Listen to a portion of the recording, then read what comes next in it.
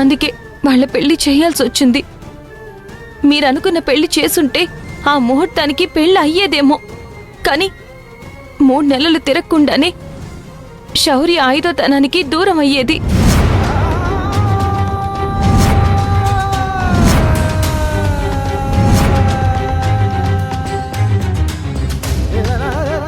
సరే, జరిగిందేదో జరిగిపోయింది. పెద్ద మనసుతో వాళ్ళని క్షమించి ఇంట్లోకి రానివ్వండి. ఆ మాట చెప్పడానికి నువ్వెవరు? తనిష్టానికి తను పెళ్లి చేసుకున్న తర్వాత ఇంకా మా ఇంటికి ఎలా వస్తుంది? మా తమ్ముళ్ళు ఎలా రాణిస్తారు?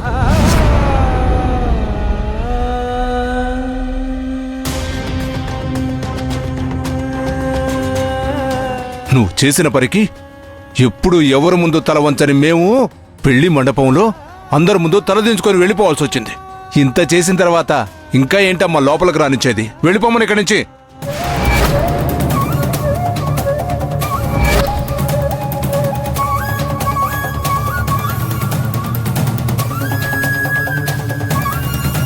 చెప్తుంటే అర్థం కావట్లేదా? వెళ్ళండి.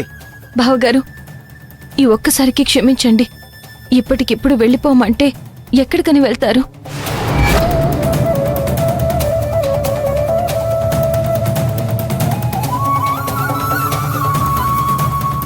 మీకు నచ్చకపోయినా ఒక మనిషికి ఇంట్లో స్థానం ఇచ్చారు. అలాగే మీకు నచ్చకపోయినా వీళ్ళకి ఒక మూలన చోటివ్వండి. మీకు పుణ్యం ఉంటుంది. కొత్త జంటను ఈ విధంగా రోడ్డు మీద నిలబెట్టకండి.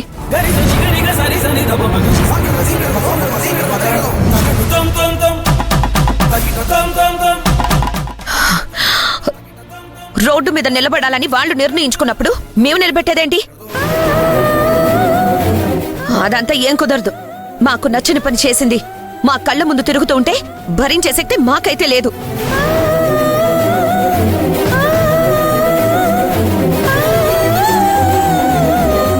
అసలు దీన్ని వాళ్ళతో మనమేంటమ్మా మాట్లాడేది? మనల్ని కాదనుకున్నప్పుడే అది లేదు అనుకున్నాం. కాకపోతే ఒకటే, మండపంలో 10 మంది ముందు మన పరువు తీశారు.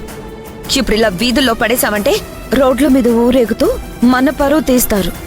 ఉన్న ఒక్కగానొక్క చెల్లెల్ని మనం రోడ్ల పాలు చేశామని మనల్ని అనుకుంటారు. వాళ్ళు చేసిన తప్పుకి మనం ఎందుకు శిక్ష అనుభవించాలి?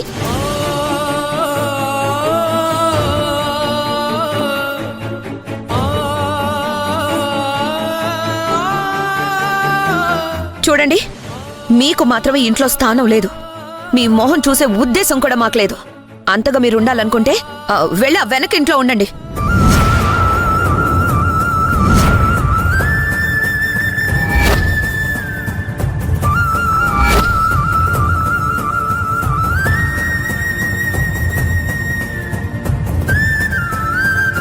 అక్క, వాళ్ళని ఇక్కడే ఉండమంటావేంటి? ఉండాలరా.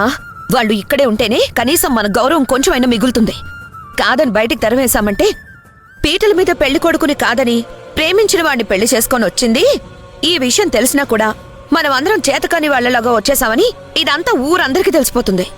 10 మంది 10 రకాలుగా మాట్లాడుకుంటారు.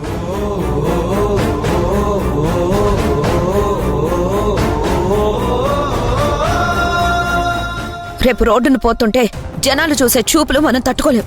వాళ్ళు ఇంట్లోనే ఉంటారు, కానీ మన కళ్ళెదురుగా కాదు కదా. ఆ వెనక ఎక్కడో పడుంటారు.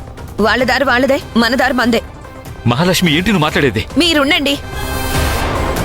మనమందరం ఎంత బాధపడ్డాం, ఎన్ని అవమానాలు అనుభవించాం. దీనందరికీ కారణం ఈ భూమి కాదా? ఈ శౌర్య కాదా?